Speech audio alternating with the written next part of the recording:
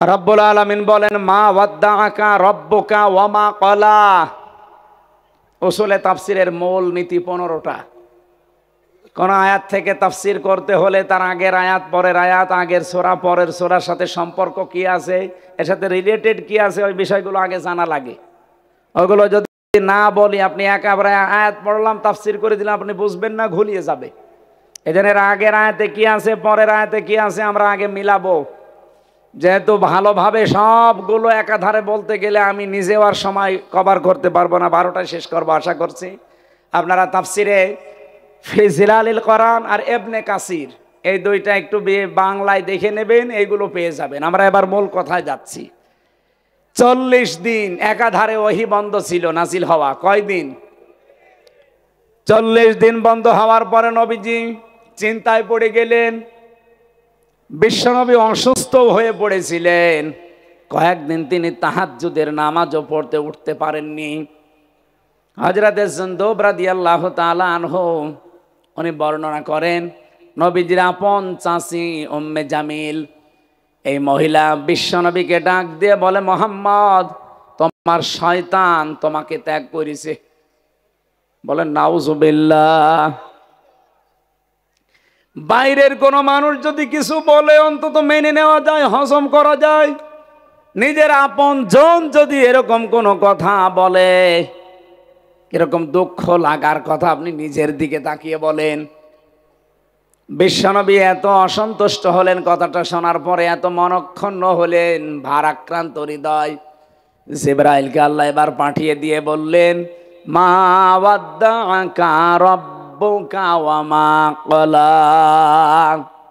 হে নবী, আপনাকে আমি আল্লাহ ছেড়ে দেয়নি, আপনার উপরে আমি আল্লাহ অসন্তুষ্ট না, আমি আপনাকে ত্যাগ করিনি।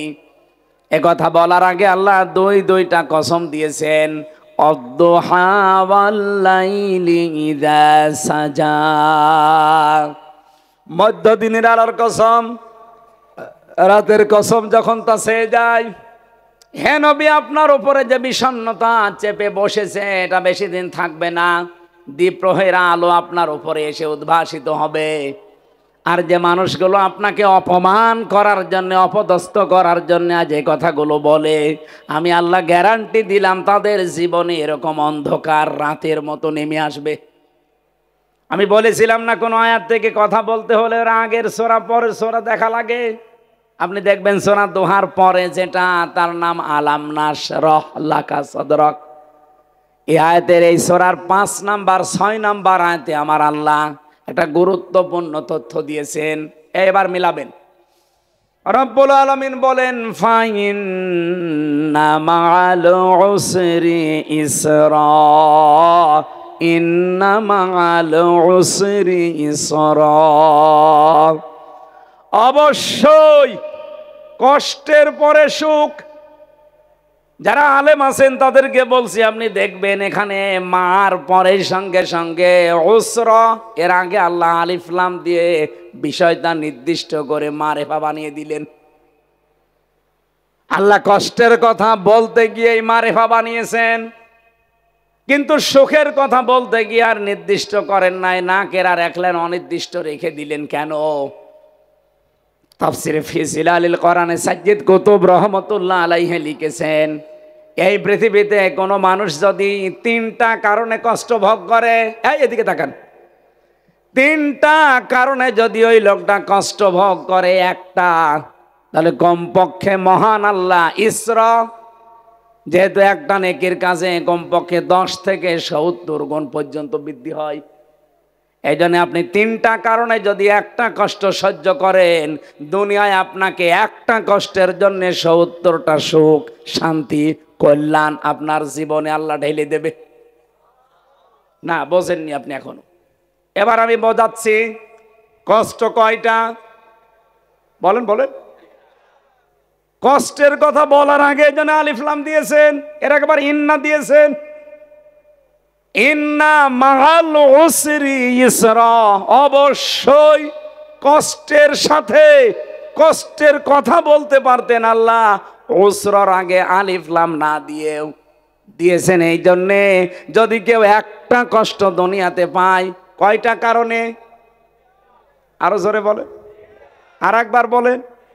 1 নম্বরে আপনার কষ্টটা হওয়া লাগবে আল্লাহর জন্যে, 2 নম্বরে কষ্ট হওয়া লাগবে রাসূলের জন্যে, 3 নম্বরে কষ্ট হওয়া লাগবে মানবতার জন্যে। এই 3টা কাজ বাদ দিয়ে যদি কেউ কষ্ট পায়, ওই কষ্টের বিষয় আলাদা। এই যে যারা পালিয়ে গেছে, তারা কি কষ্ট কম পেয়েছে? তারা কি আল্লাহর জন্যে, রাসূলের জন্যে, মানবতার জন্যে? না। আল্লাহ বলেন কষ্ট যদি এই 3টা বিষয়ের একটাই হয়, মাস্ট বি তোমার জীবনে ইসরা আসবে, 1টা 2টা না, কমপক্ষে 70টা সুখ তোমার জীবনে আল্লাহ ঢেলে দেবে।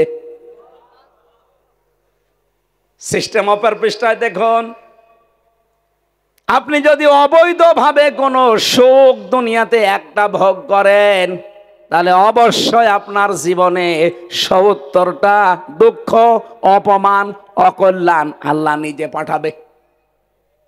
খালি ভালোটা শুনলে সুবহানাল্লাহ বললেন, পরেরটা কি বলবেন? আজ যারা আমরা ইসলামের জন্যে, আল্লাহর জন্যে, মানবতার জন্যে একটা কষ্ট সহ্য করেছি, মাস্ট বি দুনিয়াতে আল্লাহ 70টা সুখ, শান্তি, কল্যাণ আমাদেরকে দেবেই দেবে। এই আয়াত বিশ্বাস করেন না?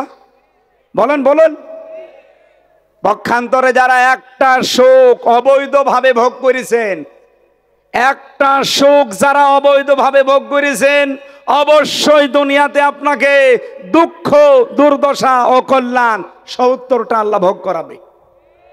এই 15.5 বছরে যারা দায়িত্ব ছিল, এরা যে অবৈধভাবে ছিল, যারা জোর করে, যারা সাপোর্ট দিয়ে, যারা এমপি হয়েছিলেন, মন্ত্রী হয়েছিলেন, উপজেলা চেয়ারম্যান, মেয়র, আপনারা নিজেরাও জানতেন যে এটা স্বৈরাচার, এটা সীমা লঙ্ঘনকারী, এটা মানুষের অধিকার নষ্টকারী। এরপরও সাপোর্ট দিয়ে নিজেও সেই অবৈধ সুখের ভাগী হয়েছেন। এই কথা বোঝেন? এরকম অবৈধ সুখের ভাগী যারা একটা করে হয়েছেন, এখন 70টা দুঃখ পাওয়ার জন্য রেডি হন। আর এগুলো তো আমরা দেখতে পাচ্ছি, খাপের খাপ মমতাজের বাপ মিলে যাচ্ছে। অবৈধভাবে একটা সুখ ভোগ করেছেন, একটার জন্য 70টা অপমান আপনার জন্য রেডি হয়ে আছে। আন্তর্জাতিক আদালতে অলরেডি আল্লাহর ওলির নামে মামলা হয়ে গেছে, যে কোনো সময় ডাক পড়তে পারে। আর ডক্টর মোহাম্মদ ইউনূস আজকে দাদারে যা বলেছে যে হাসিনারে ফেরত দেওয়া লাগবে, এখন মানে বিস্ফোরা হয়ে দেখা দিয়েছে। এগুলো সব হচ্ছে উসরি, ইসরা, এই আয়াতের বাস্তব প্রমাণ। অবৈধভাবে আপনি সুখ ভোগ করতে গেলেন কেন? এখন নেন অপমান এক একটা সুখের জন্য 70টা। তাহলে 15.5 বছরে কত সুখ পেয়েছিলেন আপনি নিজে হিসাব করেন। এক একটার জন্য 70টা, কত 70 হবে টের পাচ্ছেন? 41 সাল না 81 সাল দিলেও আপনার এই দুঃখ এখন আর শেষ হবে না। আমি আর নিচে নামলাম না। বিশ্বনবী মুহাম্মদ রাসূলুল্লাহকে আল্লাহ ছেড়ে দেয়নি, এই জন্যে তো ওয়ালাল কি ওয়াদুহা ওয়াল লাইলি ইযা সাজা, রাতের কসম দিলাম যখন তা সেই অন্ধকার হয়ে যায়। এমন অন্ধকার হয়েছিল 4 তারিখেও যারা পাহারা দিত, 5 তারিখে একটা লোক পায়নি। নেমে এসে আপনি দেখেছেন। এখান থেকে শিক্ষা নেওয়া দরকার। স্বৈরাচার যারা যারা হয়, যারা জালেম হয়, তাদের বাড়ি ঘর পর্যন্ত আল্লাহ অভিশপ্ত বানিয়ে দেয়। এটা মনে হয় আমি বানালাম। সূরা নমলে 19 নম্বর পারা 20 নম্বর পৃষ্ঠা 7 নম্বর লাইনের 52 নম্বর আয়াতে আছে। আল্লাহ রাব্বুল আলামিন বলেন, ফাতিলকা বুয়ুতুহুম খাবিয়াতাম বিমা যালামু। এই সেই ঘরগুলো, আল্লাহ না নিজের আঙ্গুল দিয়ে দেখাচ্ছে, এই সেই ঘরগুলো বাইতুন দেয়নি, বুয়ুত বহু বচন, হোম এটা জমির। এই সেই ঘরগুলো, এই সেই রাজশাহীর অমকের ঘর, লিটনের ঘর, এটা বাদশার ঘর, এটা সেই মোহনপুরের কি জানো নাম আল্লাহর ওলির, আইনের ঘর। এই সেই ঘরগুলো বিমা জলামু খাবিয়াতান, পরিত্যক্ত হয়ে পড়ে আছে। আজ সবগুলো আজ পড়ে আছে একেবারে জনশূন্য হয়ে, মানব শূন্য হয়ে, তাদের জুলুমের কারণে। আজ প্রমাণ পাওয়া যাচ্ছে যারা এদেশের দায়িত্ব ছিল অধিকাংশ মানুষের বাড়ির নিচে টর্চার সেল পাওয়া যাচ্ছে। এই পাশের জেলা নাটোর, দেলাওয়ার ভাইয়ের ছেলেকে শিমল নামে এক এমপি ছিল, ওর বাড়ির নিচে মারার পরে করার পরে তার লাশ পাওয়া গেছে 3 দিন পর। প্রত্যেকের বাড়ির নিচে এরকম অবস্থা ছিল। এই জন্য তাদের বাড়ি ঘর আগস্টের 5 তারিখের পরে আল্লাহ সব গায়েব করে দিয়েছে। সূরা আনাম 7 নম্বর পারা 12 নম্বর পৃষ্ঠা 4 নম্বর লাইনের 45 নম্বর আয়াতের প্রথম অংশে আছে, ফাকুতিয়া দাবিরুল কওমিল্লাযিনা যালামু, জালেমদের শিকড় কাটা হয়ে গেছে। কেটেছে কে? ওই কতিয়া, এটা মজুল, এর ফাইল জানা নেই। কে কেটেছে কেউ জানে না। আপনি দেখেন সারা বাংলাদেশে জালেমদের বাড়ি ঘর। আমার কুষ্টিয়ার দিকে তাকান, ইনোর বাড়ি আর হানিফের বাড়ি, পায়খানার ইট পর্যন্ত খুলে নিয়ে চলে গেছে। এমনকি পায়খানার প্যানও নেই, প্যানও খুলে নিয়ে চলে গেছে। অথচ 5 তারিখের আগে ঘরের দাপট ছিল কি গো, এখন আর দাপট নেই। আবার দ্বিতীয়বার এই যে ফেব্রুয়ারির 5 তারিখে আজাবুল বুলডোজার নাজির হয়েছিল না, আজাবুল বুলডোজার এসে যা বাকি ছিল ও একেবারে মিশে গেছে। এই জন্য যে সমস্ত জায়গায় জুলুম হয় ওই জায়গাগুলো আল্লাহ অভিশপ্ত করে দেয়। আমার মনে হয় এই 32 নাম্বার তার ভেতরে হবে, তাছাড়া এভাবে মিশে গেল কি করি? আল্লাহর কোরআন তো আর মিথ্যা হওয়ার কথা না। বিমা যালামু, এই জুলুমের কারণে খবিয়াতান, এগুলো সব আমি জনশূন্য করে দেব, তাই হয়ে গেছে। এ পর্যন্ত বলে যদি আল্লাহ শেষ করে দিত আমি আয়াতই পড়তাম না। এরপরে আমাদের জন্য ইন্না ফি যালিকা লা আয়াতাল লিকাওমিন ইয়ালামুন, লামে তাকিদ। আল্লাহ বলেন অবশ্যই এর ভেতরে শিক্ষা আছে তোমাদের জন্য, যারা বোঝো, যারা জানো, যারা জ্ঞানী। আমরা যদি সত্যি জ্ঞানী হয়ে থাকি, আগামী থেকে যে মানুষগুলো লাফাচ্ছেন যে তাড়াতাড়ি আমাদের চেয়ার দেন, কি করবেন চেয়ার? 15 বছরে তো চেয়ারের পায়াও পাননি, হঠাৎ আপনি এত পাগল হয়ে গেলেন কি করে যে চেয়ার চাই, চেয়ার চাই? কি করবেন চেয়ার নিয়ে? আজকে ফজু পাগলা নামে একটা লোক আছে কিশোরগঞ্জের, ফজু পাগলা যে স্ট্যাটাস দিয়েছে যে ভারতের সাথে নরেন্দ্র মোদীর সাথে যাই করেন না কেন কিছু মানি না, নির্বাচন দেন, তাড়াতাড়ি ক্ষমতা হস্তান্তর করেন। ক্ষমতা কি আপনার বাবার নাকি? একটা ট্রাক সরাতে পারেন না আর এখন ক্ষমতা নেবেন মানে? যেভাবে চলছে চলুক, আগে সংস্কার হবে, পরিবর্তন হবে। এই 1628 জন যারা দায়িত্বে ছিল, একটা জালেম আর জালেমের দোসর যেন চেয়ারে না থাকে। তারপরে নির্বাচন। কিসের নির্বাচন এখন? সেই ডিসি ওই ডিসি আছে, শুধু কুড়িগ্রাম থেকে রাজশাহী এসেছে, এই পরিবর্তন। আমরা চাই এশিয়ার গুলোতে এই জালেম এবং জালেমদের দোসর এই 15.5 বছরে যারা একটাও যেন না থাকে, সব পাল্টানো লাগবে। আমিরে জামাত ডক্টর শফিকুর রহমানের এই একটাই ঘোষণা, এই কথা বলছে না কেন? এটা না দিয়ে আবার দেবেন, এই দিনের ভোট রাতে হয়ে যাবে। এক লোক বিবাহ করে কেবল বাসর রাতে বউ রেখে বিড়ি খেতে গেছে বাইরে, হঠাৎ করে স্বামীর বোন এসে বলছে, ভাবি তুমি কি করবা জানি না, আমার কিন্তু ভাতিজা চাই। ঠিক আছে, আমার সময় দিবা না? কিছুক্ষণ পরে এসেছে এই বরের ভাই, বলছে ভাবি কি করবা জানি না, আমাদের কিন্তু ভাতিজা চাই, ছেলে হোক মেয়ে হোক আমাদের লাগবে। ঠিক আছে, তোমার ভাই তো এখন বাইরে, সময় দিবা না? কিছুক্ষণ পরে দাদি শাশুড়ি এসে বলছে, নাতি বউ কি করবা জানি না, আমাদের কিন্তু পতি চাই। শাশুড়ি এসে বলছে, কি করবা জানি না, আমার কিন্তু নাতি চাই। কিছুক্ষণ পরে স্বামী এসেছে, বলছে বউ আমি ঘুমালাম, কি করবা জানি না, আমার কিন্তু ছেলে চাই। বলছে তোমার বংশ কি সব পাগলের বংশ? কেবল বিয়ে হয়েছে আর তুমি বিড়ি খাওয়ার জন্য বাইরে, আর এখন ঘুমিয়ে পড়বা? কেউ চাই নাতি, কেউ চাই পতি, কেউ চাই ভাতিজা, আমি কি ডাউনলোড করে নিয়ে আসবো? আমার 10 মাস 10 দিন সময় দেওয়া লাগবে না? এক কথা বলছে না কেন? এখনো তো 10 মাস 10 দিন হয়নি, কেবল চলছে 7.5 মাস। এক কথা বলেন না কেন? আপনারা যান, আমরাও চাই, অসুবিধা নেই। যেই যাক সামনে তারা যেন আয়াতানে লামে তাকিদের কথা মনে রাখে, কারণ তাকিদ হামজার না, তাকিদ রুহুল আমিনের না, কার? আল্লাহ বলেন অবশ্যই এর ভেতরে শিক্ষা আছে যারা জ্ঞানী তাদের জন্য। সুতরাং যারা আগামীতে চেয়ারে বসবেন সিদ্ধান্ত নিয়ে বসবেন, যদি এরকম স্বৈরাচারী কাজ কারবার কিছু করেন না, 5 বছর পরে আপনার বাড়িও ঠিক হানিফের মতো শ্মশান হয়ে যাবে। কিন্তু করবে কে? না না, কেউ জানে না। ফাকুতিয়া এর কোনো কর্তাই জানা নেই।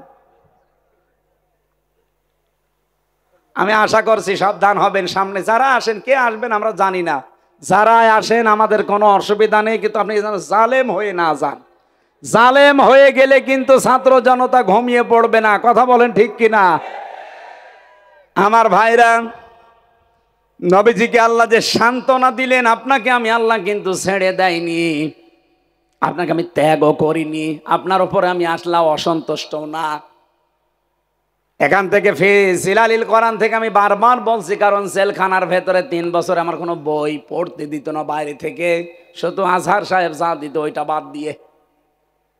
কারারক্ষীরে মাঝে মাঝে বলতাম, ভাই 3 বছর হয়ে গেল, এই যে কারারক্ষী, তাও হিন্দু আসতো, দেবদুলাল, সুব্রত বালা, এ ছাতা ও আলেমও বোঝে না, জালেমও বোঝে না। ওনারে বললাম, ভাই সবসময় তালা লাগিয়ে রাখেন, এই ফাঁসির কন্ডেম সেলের ভেতরে একটু বই দিতে পারেন না? ও বই নিয়ে এসেছে বঙ্গবন্ধুর আত্মজীবন, ভালো বই নিয়ে আসতে পারেন না? হুজুর আগামী সপ্তাহে আমার ডিউটি উঠবে, আমি ভালো বই নিয়ে আসবো। নিয়ে এসেছে বঙ্গবন্ধুর চীন সফর, আর বই নেই। হ্যাঁ, আমি লাইব্রেরিতে যাব, লাইব্রেরিতে নিয়ে এসেছে বঙ্গবন্ধুর ছেলেবেলা। তোর বই নিয়ে আসার দরকার নেই ভাই, তুই যা। পরে দেখি একজন মুসলমান কারারক্ষী আশরাফুল, ও সাতক্ষীরায় বাড়ি। ওরে বললাম, ভাই অন্তত আপনার এখানে তো আশরাফুল লেখা আছে, আপনি তো আর ওই দেবদুলালের মতো না, তো অন্তত এক কাজ করেন, এটা তাফসিরে নিয়ে দিয়ে আমারে। আল্লাহর ইশারা, ও পরের দিন 2টা তাফসির নিয়ে এসেছে, আমি যেই 2টা সবচাইতে বেশি ভালোবাসি, তাফসিরে ফি জিলালিল কোরআন আর তাফসিরে তাফহিমুল কোরআন। এই সময় পেয়েছিলাম বিস্তর, এই জন্য রেফারেন্সগুলো এখান থেকে দিচ্ছি, কারণ পড়িয়েছি এই 2টা বেশি বেশি, বাকিগুলো তো পড়তেও দেয়নি, সময়ও পাইনি। মুসা আলাইহিস সালামের একটা ঘটনা আয়াতের সাথে মিল করে তাফসিরে মুফাসসিরে বোঝাতে চেয়েছেন, বাস্তব। এইদিকে তাকান, নাকি শেষ করে দেব? আর 15-20 মিনিট থাকা যাবে না? 12:30 হলে আবার তাহাজ্জুদের সময় চলে আসবে, আমার আবার নামাজ পড়া লাগবে না। আমি খুব তাড়াতাড়ি করবো ইনশাল্লাহ, যত তাড়াতাড়ি পারি। আল্লাহ রাব্বুল আলামিন হযরতে মুসা আলাইহিস সালাম, তিনি 23 বছর বয়সে কিন্তু মিশর ছেলে চলে গিয়েছিলেন মাদায়েন। কত বছর বলেন বলেন?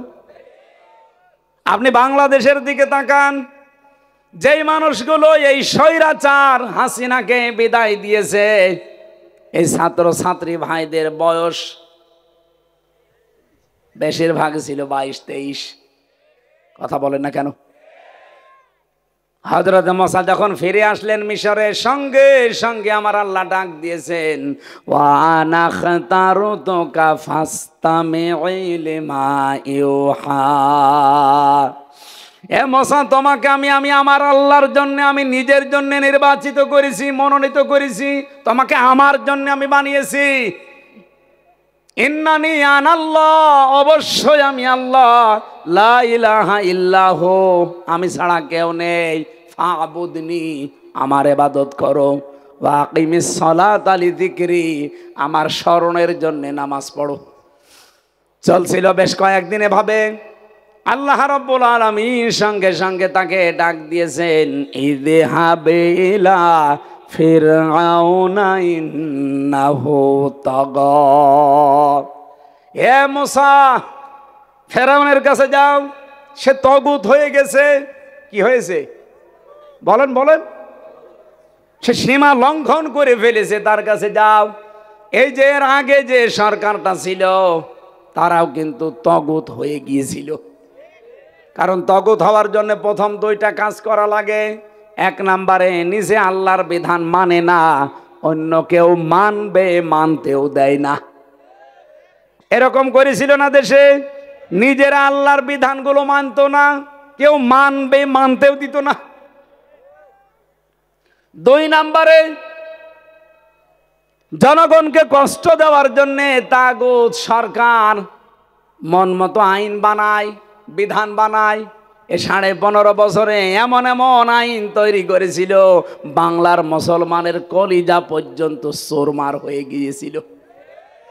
আপনি যতগুলো ব্যবস্থা আছে, শিক্ষা বলেন, অর্থনীতি বলেন, বিচার ব্যবস্থা বলেন, প্রশাসন বলেন, যত ব্যবস্থা আছে সবগুলোতে তারা হাত দিয়ে দিয়ে আইন তৈরি করে করে ধ্বংস করে দিয়েছে সবগুলো।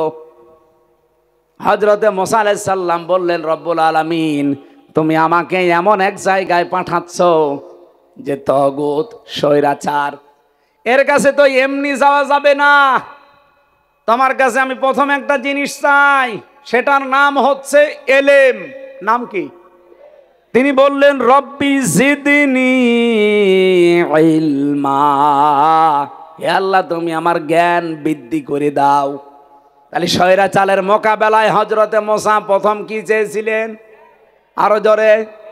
2024-এ বাংলাদেশের দামাল ছেলে মেয়েরা স্বৈরাচারের মোকাবেলা করার জন্য কি চেয়েছে? বলেছিল না কোটা না মেধা?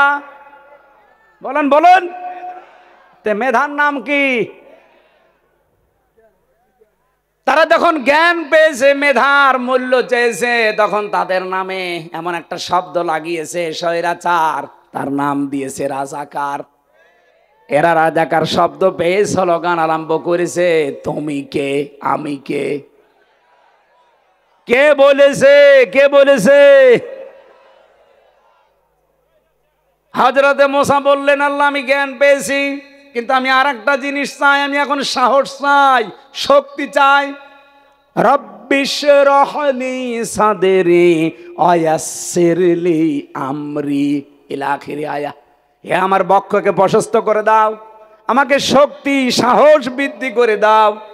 আপনি 15.5 বছরে বিএনপির মতো এত বড় দল, জামাতের মতো এত বড় দল, আরো বড় বড় রাজনৈতিক দল, স্বৈরাচারের একটা চেয়ারের পায়া 1 ইঞ্চি নড়াতে পারে নাই, অথচ এরা খালি হাতে, এদের বুকের ভেতরে আল্লাহ এত সাহস দিয়েছিল, প্রশাসনের সামনে নিজের বুক পর্যন্ত দিয়ে তারা পাহাড়ের মতো দাঁড়িয়েছিল। 3 নম্বরে আমি কোরআন থেকে পেয়েছি, তিনি বললেন, হে আল্লাহ, শুধু আমি সাহস পেলে হবে না, আমি যে কথা ফেরাউনের কাছে বলবো, এই কথাকে সায় দেওয়ার জন্যে আমার একটা সহযোগী লাগবে। তুমি আমাকে এমন একটা বক্তা দাও, যে বক্তার কথা হবে প্রাঞ্জল, স্পষ্ট ভাষী, কারণ আমার তো জহব্বা ছোট।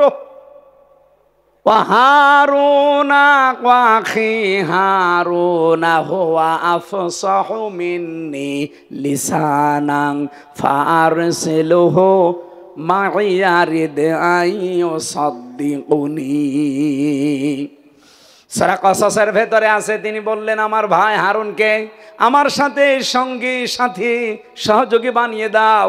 আমি স্বৈরাচারের সামনে যে আমার ভাইকে দিয়ে কিছু কথা বলাতে চাই, কারণ তার কথাগুলো বোঝা যায়, স্পষ্ট প্রাঞ্জল ভাষী। তার মানে বোঝা যাচ্ছে, এই দেশে যারা একামতে দিনের দায়িত্ব পালন করছেন, আপনাদেরকে এই জাতির সামনে উপস্থাপন করতে হলে আপনারা যদি কথা বলার মতো ওই জায়গায় না থাকেন, এমন এমন বক্তা আপনাদের পেছনে থাকা লাগবে, যে বক্তাদের কথা স্পষ্ট প্রাঞ্জল ভাষী। তার ভেতরে রুহুল আমিন একজন। এইরকম রুহুল আমিন বাংলাদেশে যত হাজার হাজার আছে, আজ তাদেরকে আমার মনে হয় কাজে লাগানোর সময় এসেছে। কারণ মুসা আলাইহিস সালাম যে সত্য নবী ছিলেন, তিনি যে সঠিক ছিলেন, হক ছিলেন, সেটা সুন্দরভাবে উপস্থাপন করার জন্য রুহুল আমিন দরকার আছে না নেই? এখানে বাংলাদেশে এখন বক্তাদেরও এই ভাষায় কথা বলা লাগবে, যেমন বলেছিলেন হযরতে মূসা। শুধু এতটুকুই শেষ না, 3-4 নম্বরে তিনি বলেছিলেন, আল্লাহ আমরা ঐক্য চাই, আমি ঐক্যবদ্ধ একটা শক্তি চাই। আজ বাংলাদেশের দিকে তাকালে আমি এটা 100 ভাগ মিলাতে পেরেছি। স্বৈরাচার পতনের জন্যে ছোট ছোট বাচ্চারা শুধুমাত্র 14 দল বাদ দিয়ে বাংলাদেশের সব ছাত্র ছাত্রী এক হয়ে গিয়েছিল। কিসের ছাত্র দল, কিসের ছাত্র শিবির, কিসের ছাত্র মৈত্রী, কিসের ছাত্র ইউনিয়ন, 1 থেকে শুরু করে মাস্টার্স পর্যন্ত যারা আছে সব হয়ে গিয়েছিল এক। কথা বলে না কেন? এই জন্য আজ সময় এসেছে, বাংলাদেশকে পৃথিবীতে যদি দাঁড় করাতে চান, স্বৈরাচার মুক্ত যদি এই পৃথিবীতে বাংলাদেশ উপহার দিতে চান, আগামীতে কোনো স্বৈরাচার যেন মাথা চাড়া দিয়ে উঠতে না পারে, এটা যদি দেখতে চান, দলাদলি পালাপালি লাফালাফি সব বাদ, সব এখন এক হওয়া লাগবে। যদি আবার ভুল করেন 100 বছরের সুযোগ আর আসবে না।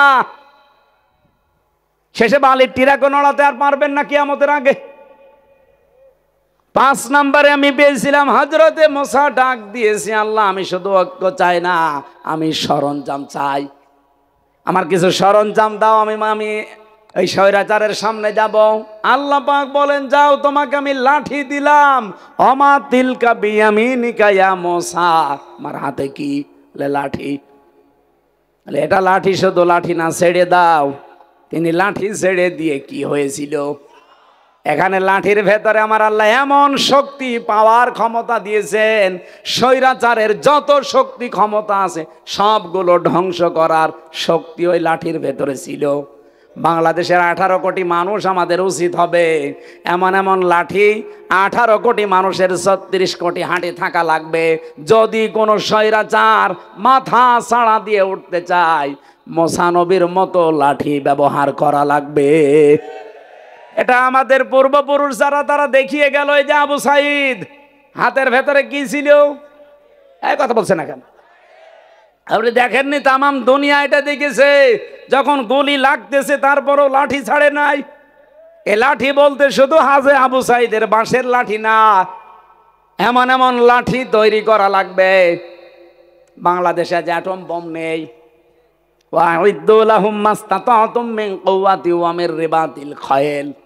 আল্লাহ তাআলা সূরা আনফালে জানিয়েছেন, ওরা ইসলাম ধ্বংস করার জন্য যেটা কাজে লাগায় ওটা উল্টি আপনি ইসলামের পক্ষে কাজে লাগাবেন। সে সময় এখন আসে নাই। এই 15.5 বছরে যতগুলো পত্রিকা, যতগুলো মিডিয়া সব রাম আর বামরা কাজে লাগিয়েছে, ওইটা এখন ইসলামের পক্ষে হাতে নেওয়া লাগবে।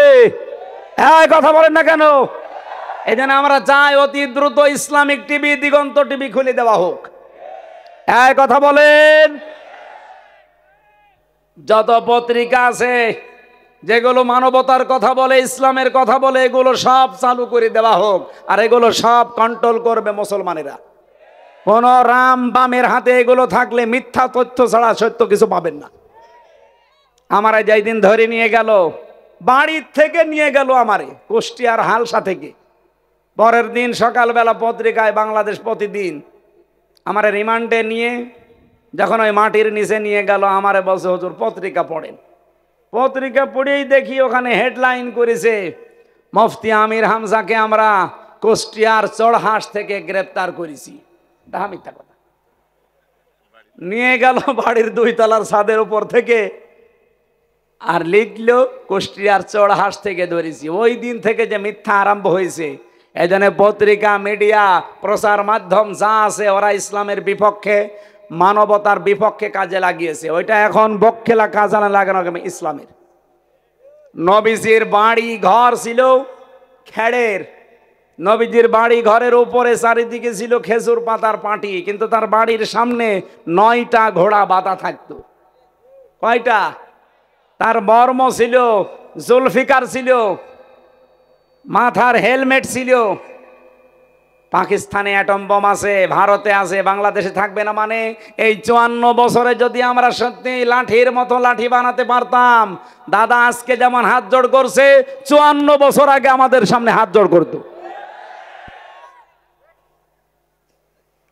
সর্বশেষ হযরতে মুসা যখন এই খেলা লাঠি দিয়ে আরম্ভ করেছিলেন, আল্লাহ রাব্বুল আলামিন বলেন, ক্বালা লা তাখাফা ইন্নানি মাআকুমা আসমাউ ওয়া আরা।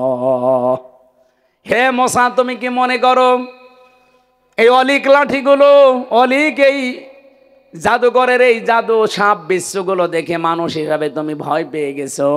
তুমি কি মনে করছো ময়দানে ছেড়ে দিয়ে আমি আল্লাহ কিছুই বুঝি না, কিছুই জানি না, দেখি না? আসমাউ, আমি সব শুনতে পাচ্ছি, ও আরো আমি সব দেখতে পাচ্ছি।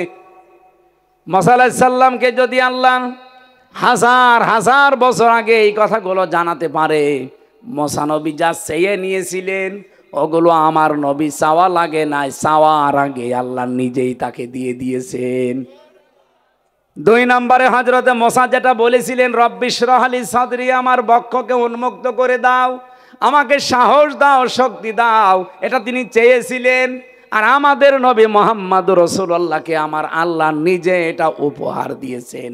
আলাম নাশরাহ লাকা সাদরাক, হে নবী আমি কি আপনার বক্ষকে উন্মুক্ত করে দেইনি? আপনার বুকের ভেতরে কি সাহস আমি জোগাইনি? সুবহানাল্লাহ বলতে পারেন নাই? মুসা আলাইহিস সালামকে যেমন আল্লাহ বলেছিলেন আপনাকে আমি দেখতে পাচ্ছি, ময়দানে নামিয়ে আমি কিন্তু সব শুনতে পাচ্ছি, কোনো ভয় নেই, কোনো চিন্তা নেই, যে দায়িত্ব দিয়েছি আপনাকে নির্বাচিত করে আপনি পালন করেন। আমাদের নবী মুহাম্মদুর রাসূলুল্লাহকে আল্লাহ এই কথাই জানিয়েছিলেন 1500 বছর আগে। এই আয়াত যেহেতু এখনো কোরআনে আছে, নবীর উম্মত এখন আমরা যারা 100% খাঁটি উম্মত, কোনো ভয় করবেন না, কোনো চিন্তা নেই। আল্লাহ আমাদের ছেড়ে দেয়নি, আমাদের আল্লাহ ভুলেও যায়নি, আমাদের ওপর আল্লাহ অসন্তুষ্ট না।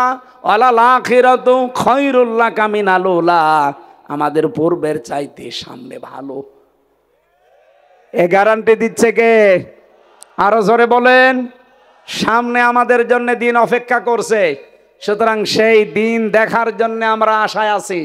এখন যদি আমরা ভুল করি কোনো সিদ্ধান্ত নিতে, আমি বললাম না 100 বছর পিছিয়ে যাবেন, এই জন্য আর ভুল করা যাবে না। আল্লাহ আমাদের ওপর অসন্তুষ্টও না, আমাদেরকে ছেড়েও দেয়নি।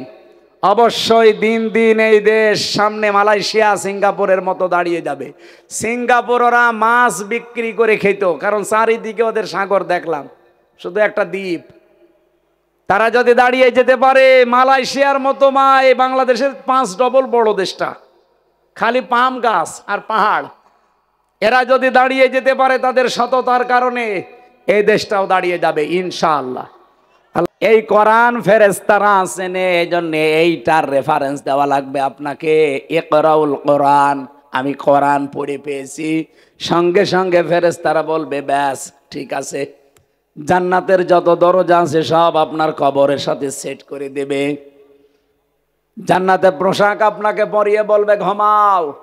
দোলা ভাই যেভাবে ঘুমায় বাসর রাতে, ওভাবে ঘুমিয়ে পড়ো। কিয়ামতের ময়দানে যেদিন একেবারে সিংহায় ফৎকার দেওয়া হবে, ওই দিন তোমারে আমরা ডাক দেব। বলেন সুবহানাল্লাহ। হুদাল্লিল মুত্তাকিন, হুদাল্লিন নাস, হুদাল্লিল মুসলিমিন, এই 3টা শব্দের খুব অল্প ব্যাখ্যা করে আমি তাফসিরে চলে যাচ্ছি। কোরআনে কারিম পৃথিবীর সব মানুষকে হেদায়েত দিতে পারে, সে ক্ষমতা তার আছে, কিন্তু সবাই কোরআন থেকে হেদায়েত নেয় না। পৃথিবীতে যারাই কোরআন থেকে কিছুটা কিছু নেয়, তারা অতটুকু উপকার পায়। আপনি তামাম পৃথিবীর অন্যান্য জাতির দিকে তাকান, তারা কোরআনে কারিম আল্লাহর কিতাব এটা বিশ্বাস করে না, কিন্তু এখান থেকে যতটুকু তারা নিয়েছে অতটুকু উপকার কল্যাণ পেয়েছে। অমুসলিমরা তারা আজ পারিবারিক জীবনে, রাজনৈতিক জীবনে কোরআনে কারিম থেকে বিধান নিয়েছে। এই যে আমেরিকা, আজ 236 বছর চলছে ওদের। এই 236 বছরের ভেতরে আজ পর্যন্ত কোনদিন কোরআনে কারিমের একটা আয়াত তারা মেনে চলে, বিশ্বাস করে না কিন্তু মেনে চলে। কি সেটা? সূরা নিসার 34 নম্বর আয়াতের প্রথম অংশে পাবেন, আর রিজালু কাওয়ামুনা আলান নিসা। রাব্বুল আলামিন বলেন পুরুষ মানুষ হবে নেতা আর মেয়েরা হবে তাদের আজ্ঞাবহ। আজ 236 বছরের ভেতরে আপনি কোনদিন দেখেছেন আমেরিকা গণতন্ত্রের বলি তামাম দুনিয়ায় ছড়ায়, সবক দিয়ে বেড়ায়, নারী পুরুষের সমান অধিকারের মিছিল বের করে, অথচ আজ পর্যন্ত কোনদিন তাদের প্রধানমন্ত্রী মহিলা আমরা পাইনি? বলেন। এমনকি ট্রাম্পের মতো এরকম একজনকে তারা দায়িত্ব দিয়ে রেখেছে। কমলা হ্যারিসের মতো এরকম এক শিক্ষিতা মেয়েকে তারা কিন্তু দায়িত্ব দেয়নি। আয়াতের ব্যাখ্যা একটা হাদিস পেয়েছি, বিশ্ব নবী বলেন লা ইউফলিহা কওমুন ওয়াল্লাহু আমরাহুম ইমরাতান, ওই জাতি কখনোই সফল হচ্ছে না, হবে না। ইউফলিহা এর আগে লান এসেছে, মজারের আগে লান আসলে অর্থ হয় হচ্ছে না, হবে না, কখনোই হবে না। যে জাতির দায়িত্বে আছে কোন মহিলা, বিশ্ব নবীর এই কথাকে তারা 236 বছর মেনে চলছে। এই জন্য তারা আজ পৃথিবীতে নাম করা দাঁড়িয়ে গেছে। আমরা আজ সফল হতে পারি নাই 54 বছরে। আপনি দেখেন 54 বছরের অধিকাংশ সময় দায়িত্ব পালন করেছে মেয়েরা। নাকি বেশি বললাম? ওরা যদি রাজনৈতিক জীবনে কোরআন থেকে এতটুকু নিয়ে একটা ফায়দা কল্যাণ পেতে পারে, ওরা যদি আজ মাথা উঁচু করে দাঁড়িয়ে যেতে পারে, বাংলাদেশও দাঁড়িয়ে যাবে সামনে। আমরা সিদ্ধান্ত নিতে চাই কোনদিন নবীর এই কথার বাইরে আর বাংলাদেশ যেন না যায়। যারা দায়িত্বে আসবে যেই হোক সে যেন পুরুষ হয়। এই কথা বলেন না কেন? পুরুষ হলে কিছু না কিছু হয়, তার প্রমাণ ডক্টর মোহাম্মদ ইউনূস। 2 নবীর নাম নিয়েছে, মোহাম্মদ আর ইউনূস। কি খেলা দেখিয়েছে কালকে, দেখিয়েছেন দাদা পর্যন্ত হাত জোড় করে আছে।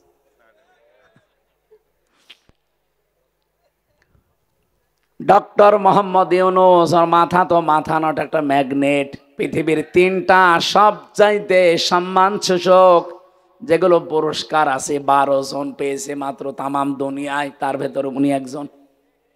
3টাই পেয়েছে উনি। আমার মনে হয় এই মুহূর্তে এই দেশের জন্য এরকম একজন মানুষ দরকার ছিল, এই জন্য আল্লাহ মিলিয়েও দিয়েছে। উনি না হয়ে যদি রওশনের সাথে দায়িত্বে আসতো, এ দেশ অলরেডি জান্নাত হয়ে যেত। কি বিরোধী দলীয় নেত্রী পেয়েছিলাম আমরা, বাবা শাহজালাল, সব হালাল। কি বলতো সংসদে, দেখেছেন?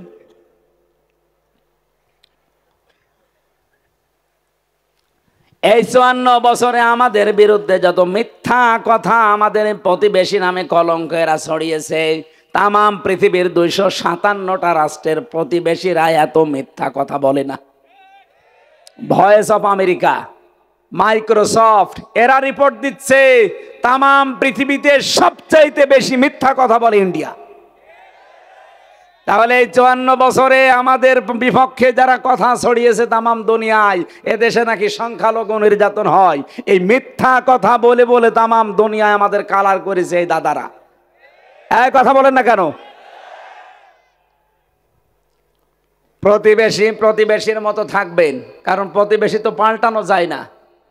চরিত্র যদি না পাল্টান, আমাদের কাছে পরে চরিত্র শিখে নিন।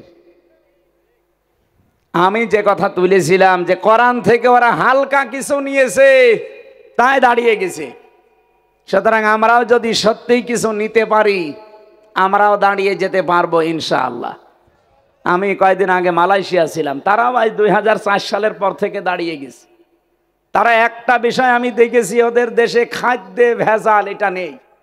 যদি খাদ্যে কেউ ঔষধ দেয়, ভেজাল করে, যদি ধরা পড়ে সঙ্গে সঙ্গে মেরে, ওর কোনো বিচার আচার নেই। বাংলাদেশের রাজশাহীর বাগমারার একজন আছে, আমার কুষ্টিয়া বিশ্ববিদ্যালয়ের বড় ভাই আব্দুল জব্বার মন্ডল, এই যে অভিযান চালাচ্ছে বিভিন্ন জায়গায় খাদ্যের উপরে, আপনি দেখেছেন না? আপনাদের রাজশাহীর জন্য একজন গর্ব। বাংলাদেশে মাত্র 200 জন অফিসার যদি এরকম আমরা পেতাম, এই দেশে আজ কেউ খাদ্যে ভেজাল দেওয়ার, ঔষধ দেওয়ার, বিষ দেওয়ার সাহস দেখাতো না। তাও তো ওনার হাতে সেরকম কিছু নেই।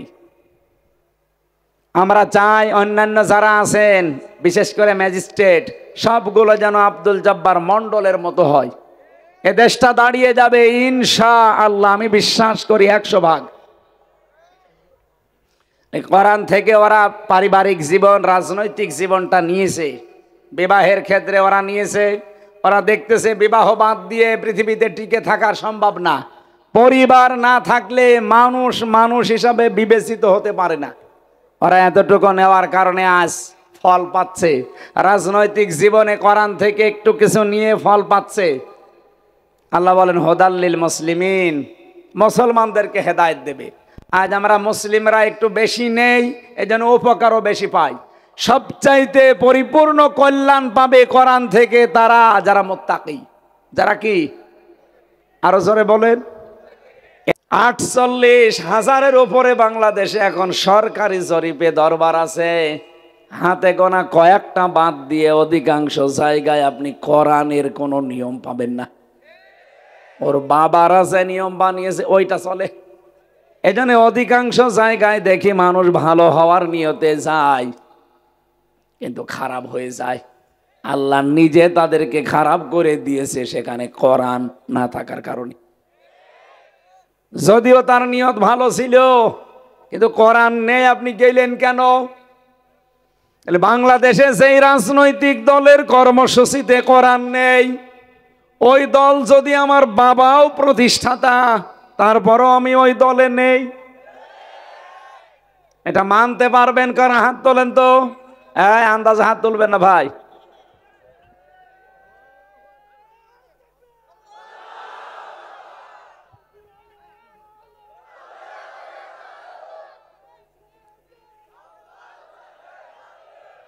ঠিক আছে, আলহামদুলিল্লাহ, ওয়াজ হয়ে গেছে। এবার আমরা মোনাজাত করে দিই। না মানে আবার কি ওয়াজ করব? যারা আলেম বসে আছে জিজ্ঞাসা করেন, এরপরে আর কোনো ওয়াজ আছে? কোরআন যেই দলে নেই, ওই দল যদি আমার বাবাও তৈরি করে, আমি ওই দলে নেই। তাহলে এই দেশে কোরআন আছে যেই দলে, হেদায়েত পাওয়ার জন্য যাওয়া লাগবে সেই দলে। আপনি এবার মিলান তো 9টা কর্মসূচি মেনে এই দেশে সর্বপ্রথম যে 9 দফা, তার প্রথম দফায় আপনি কোরআন পড়েছেন কয় আয়াত, বুঝে পড়েছেন না বুঝে পড়েছেন, এটা লেখা লাগবে। 1 মাস পরে এটা আবার দেখানো লাগবে যে এই দেখেন। এরকম দল বাংলাদেশে নেই। এরপরেও যদি বলে হুজুর আমি বুঝি না, এদিকে আসে, কানের নিচে এমন জোরে 2টা দেব, সব বুঝে ফেলবেন। আশা করছি আপনি বুঝেছেন। অবৈধ সরকারের সব কিছুই ছিল অবৈধ। কি কথা বলেন না কেন? জিন্দা শহীদ জনাব এটিএম আজহারুল ইসলাম, তাকে যে সমস্ত মিথ্যা মামলা দিয়ে, মন মতো রায় দিয়ে, যাদের সাক্ষীর উপরে ভিত্তি করে শয়তান পর্যন্ত এখন আশ্চর্য হয়ে যাচ্ছে যে একটা কথা হইল, সাক্ষী দেখেছে 6 কিলোমিটার দূর থেকে, আর একজন দেখেছে 3 কিলোমিটার দূর থেকে, আর একজন দেখেছে 1.5 কিলোমিটার দূর থেকে। ওদের কি চোখ না রাডার? কিভাবে দেখলো 6 কিলোমিটার দূর থেকে যে উনি ধর্ষণ করেছে, উনি বাড়ি ঘরে আগুন লাগিয়েছে? ওই কি ধোয়া দেখে মনে হয় আন্দাজে একটা ধারণা করেছিল। সেই মিথ্যা ধারণার উপরে এই মানুষটাকে আজ 13 বছর পার হয়ে যাচ্ছে। এখনো পর্যন্ত অনেকে বাঙালিকে হাইকোর্ট দেখাচ্ছে যে না ওনার সাজা হয়ে গেছে, তো এই জন্য ওনারে জামিন দেওয়া যাচ্ছে না। এই কথা যে বিয়াদবগুলো বলে, বাংলাদেশে তারেক জিয়ারও তো সাজা হয়েছিল 8 বছর। এই কথা বলেন না কেন? সে জামিন পায় কি করে? তার স্ত্রী ডাক্তার জবাইদা, তার 3 বছর সাজা হয়েছিল, সে জামিন পায় কি করে? ম্যাডাম খালেদা জিয়ার সাজা হয়েছিল 6 বছর, সে জামিন পায় কি করে? তারা যদি জামিন পেতে পারে, এটিএম আজহারুল ইসলামও জামিন দেওয়া লাগবে। কালীকে আর হাইকোর্ট দেখাবেন না। আমাদের ধৈর্যের বাঁধ কিন্তু শেষ হয়ে গেছে। আমিরে জামাত ডাক্তার শফিকুর রহমান হাফিজাহুল্লাহ যে ঘোষণা দিয়েছিলেন, আপনাদের কথা মতো কিন্তু আমরা কিছু করি নাই। 22 তারিখেও যদি টালবাহানা করেন, হাইকোর্ট যদি আর দেখাতে চান বাঙালিকে, কোনো হাইকোর্ট সুপ্রিম কোর্ট দেখা হবে না। রাজনৈতিক গ্রন্থ খুঁজবেন না। অনেকে এই কথা বলছে কয়েকদিন যে ওনার সাজা হয়ে গেছে, তাহলে বাকিগুলোরও তো সাজা হয়েছিল। এমনকি আমি যাদের সাথে ছিলাম এই 3 বছর, সবচাইতে ভয়ঙ্কর এবং সন্ত্রাসীদের তালিকায় যারা 1 নম্বরে আছে, সুইডেন আসলাম, নাম শুনেছেন? আসলাম ভাই নামে একটা সিনেমা আছে না, নায়ক মান্নার? আপনারা তো মনে করছেন হুজুর কিছু জানে না। উনি আমার একদিন রাতের বেলা এসে আমরা বলছে, হুজুর কে আপনি? আসরের নামাজ পড়ার সঙ্গে সঙ্গে সব তালা লাগিয়ে দেয়, আর আপনি রাত 9টায় এসেছে? বলছে আমি সুইডেন আসলাম। আমি বলছি ভাই কি বলবেন বলেন। মানে আমি সব ভুলে গেছি। ওরে বাবা, এই লোকটার নাম আমি আজ 3 বছর শুনছি। চেহারা দেখলে আপনি যত বড় সাহসী মানুষ হন, 1 গ্লাস পানি খাওয়া লাগবে। এইরকম লম্বা চওড়া, এইরকম ভয়ঙ্কর মানুষ, নাম শুনে বোঝা যাচ্ছে না কিরকম হবে। সুইডেন ওনার জীবনী নিয়ে সিনেমা বানিয়েছে আসলাম ভাই। উনি 27 বছর পরে পরে বের হলো। উনি যদি বের হতে পারে, ডেঞ্জার রাসু যদি বের হতে পারে, ভয়ঙ্কর তাজ যদি বের হতে পারে, আর একজন ভেতরে আছে মুকিম গাজী, 260 বছর জেল। ও মনে হয় কিয়ামতের পরে বের হবে। আমি ওনারে একদিন বললাম, ভাই আপনার কয় বছর জেল? 260। আপনি বের হবেন? 260 বছর, 43 বছর জেল খাটতেছে। ওনাকেও মনে হয় ছেড়ে দেবে। তো এইরকম মানুষগুলো যদি মুক্তি পায়, মিথ্যা মামলা দিয়ে রাজনৈতিক উদ্দেশ্য প্রণোদিত ভাবে এই জালেমা মহিলার রাগকে কন্ট্রোল করতে না পেরে, তার নিজের এলাকায় বাড়ি রংপুরে, বদরগঞ্জে বাড়ি, আল্লাহর এই বান্দা একজন মাজলুম মানুষ। বিপ্লবের দ্বারা যেহেতু এ সরকার গঠিত হয়েছে, বিপ্লবের একটা সৈনিক জেলখানায় থাকবে, এটা মেনে নেওয়া যায়? আমরা এই মাজলুম মানুষটার পক্ষে কথা বলছি। আমি মুসাফির অবস্থায় আছি, মাজলুম অবস্থায় আছি, এখনো অসুস্থ। আসার সময় খাবার খেতে যেয়ে, মানে গাড়িতে খাবার খাচ্ছিলাম, রাস্তায় তো সময় পাইনি, আর একটা অনুষ্ঠান ছিল। এই গলায় খাবার বেঁধে যে বারবার কাশি হয়ে আমার এই গলা বসে গেল। মাজলুম মানুষটার পক্ষে কথা বললাম, আল্লাহ যেন কবুল করেন। খুব দ্রুত যেন আমাদের মাঝে আবার এই মুক্ত আকাশে তারে ফিরিয়ে দেন। আরো জোরে বলেন আমিন। কি কষ্ট দিয়েছে 13 বছরে জালেমরা, আপনি জানেন? 300-র উপরে তার কাছে বই ছিল। এই শয়তানগুলো বই পর্যন্ত তারে পড়তে দেয়নি। মাঝে মাঝে কারারক্ষীরে দিয়ে আমার কাছে চুরি করে বই পাঠাতো, যে বলবা আমির হামজাকে যে বইগুলো যেন পড়ে এখান থেকে যে শিক্ষা পায়, ও যদি বের হতে পারে মানুষকে যেন জানায়। আমি প্রোডাক্টিভ মুসলিম পড়েছিলাম ওনার কাছ থেকে। কারাগারে রাত দিন পড়েছিলাম জাইনাব আল গাজালির ওনার কাছ থেকে। সালমান আর আওদার লিখা এরকম প্রায় 36টার উপরে কিতাব আমাকে পাঠিয়েছিল। আমি যতগুলো জ্ঞান ওখান থেকে পেয়েছি, এখন ওইগুলোই ডেলিভারি দিচ্ছি। আমি ওনার কাছে ঋণী। আমি আরো বেশি ঋণী মাওলানা মামুনুল হকের কাছে। 3 বছর আল্লাহর এই বান্দার সাথে এক জায়গায় ছিলাম। আল্লাহ রাব্বুল আলামিন এই গোলামগুলোকে সুউচ্চ মাকাম যেন দান করেন, বলেন আমিন। কোরআনে কারিমের যে আয়াতটা পড়েছিলাম, জালিকাল কিতাবুল লা রাইবা ফি, কোরআনের হেদায়েত দেওয়ার ক্ষমতা আছে, তাও একচ্ছত্রভাবে পৃথিবীর আর কোনো কিতাব মানুষকে হেদায়েত দিতে পারে? এই জন্য কবরের প্রশ্ন কিন্তু 4টা, আমরা 3টা জানি। মার রব্বুকা ওমান নাবিয়্যুকা ওমা দীনুকা। এই 3টা প্রশ্নের জবাব যদি আপনি বলতে পারেন, রব্বি আল্লাহ, দীনুন আল ইসলাম, হাদা নবিয়্যুনা মুহাম্মাদুর রাসূলুল্লাহ সাল্লাল্লাহু আলাইহি সাল্লাম, সঙ্গে সঙ্গে ফেরেশতা জিজ্ঞাসা করবে, ওই এগুলো যে বললে তুমি, এগুলো কোথায় পেয়েছো? আপনাকে বলা লাগবে আমি কোরআনে পেয়েছি। কোথায়? কারণ কোরআন শরীফ ফেরেশতারা চেনে। আপনি যদি বলেন যে আমি ফাজাইলে আমালে পেয়েছি, দাঁত মুখ যা আছে সব খুলে ফেলবে, কারণ ফেরেশতারা ও কিতাব চেনে। এই কথা বলছেন এখানে? পৃথিবীর কোন কিতাব ফেরেশতারা চেনে না। কিতাব বলতে কোনটা চেনে বলেন? 12টা পার হয়ে গেছে, আমি আর কথা বলতে চাচ্ছি না। এখনো যে তথ্যগুলো লিখেছিলাম 1-1.5 ঘন্টা লাগবে। সব বলতে গেলে আমার তাহাজ্জুদ, ফজরের নামাজ, কালকে আবার মাহফিল 2টা আছে। আজকের মতো আমি শেষ করে দিলাম, আমিন।